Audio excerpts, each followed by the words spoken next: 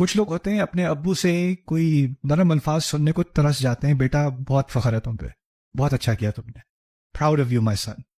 باپ کہنے کو نہیں دیتا، وہ کچھ بھی دے دے گا، وہ گالیاں دے دے گا، تنقید کر دے گا، کبھی پیار سے نہیں کہے گا بیٹا بہت فخر ہے تم پہ. اور بیٹا ترس جائے گا ساری زندگی، ایک دفعہ میرا باپ کہہ دے، ایک دفعہ کہہ دے، زندگی بدل جائے میری. میرا ٹیچر کہہ دیتا ہے، میرا باس کہہ دیتا ہے، میرے دوست کہہ دیتے ہیں، میرے ابو نہیں کہتے بس.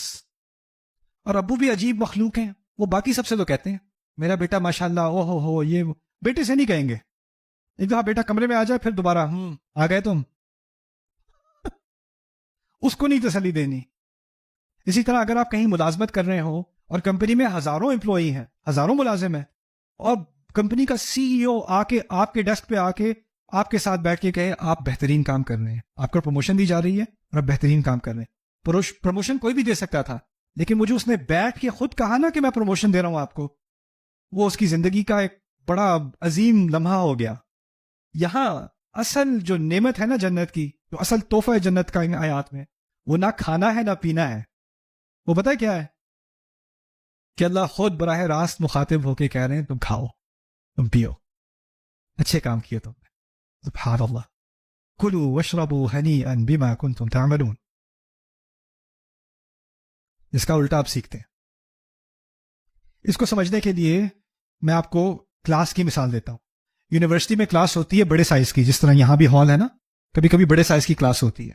اور جب بڑے سائز کی کلاس ہوتی ہے تو پروفیسر بھی ہوتا ہے اور پروفیسر کا ایک اسسٹنٹ بھی ہوتا ہے، پتا ہوگا آپ.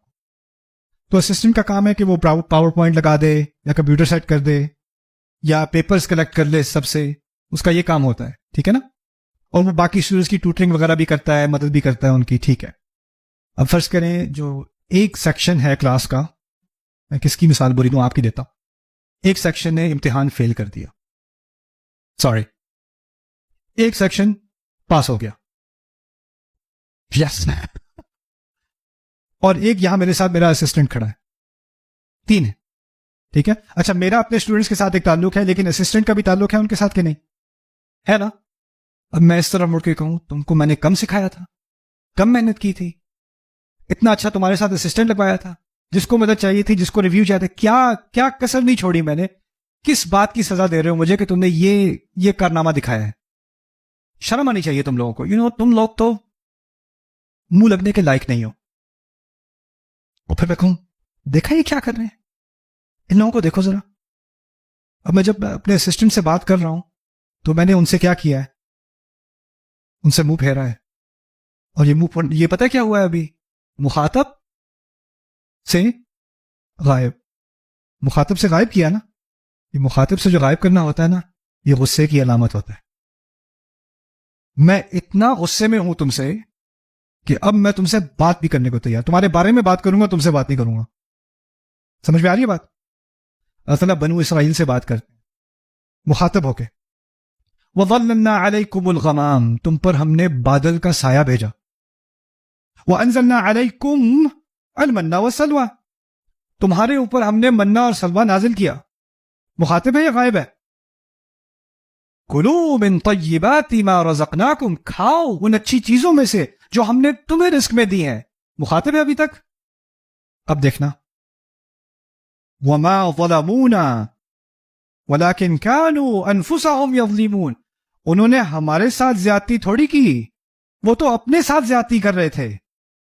انہوں نے ہمارے ساتھ زیادتی نہیں کی، وہ ہمارے ساتھ زیادتی کر رہے تھے. یہ کون سا صیغہ ہے؟ ایک ہی آیت کے اندر مخاطب سے غائب. یہ کیا ہوا؟ اللہ تعالیٰ کا غصہ. اسے کہتے ہیں تبعید، بعد سے تبعید، دور ہونا. قرآن میں کبھی کبھار کلام کے اندر اللہ قریب آتے ہیں اور پھر اپنی ناراضگی کیسے اظہار کرتے ہیں؟ دور ہو کے. اسے تبعید کہا جاتا ہے.